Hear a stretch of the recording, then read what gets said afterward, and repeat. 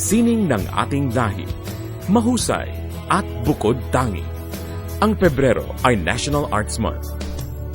Ayon sa Proclamation No. 683, ipinagdiriwang ito tuwing Pebrero mula pa noong 1991. Layunin nito na patanyagin pa ang mga likhang sining at pamanang kultura na may tatak Pinoy. Bilang katuparan sa proklamasyon na ito, isinasagawa ng National Commission for Culture and Arts ang buwanang Philippine Arts Festival.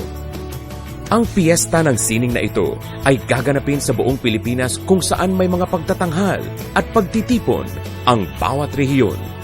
Pamana ng ating ninuno ay tangkilikin, talentong Pinoy, patatagin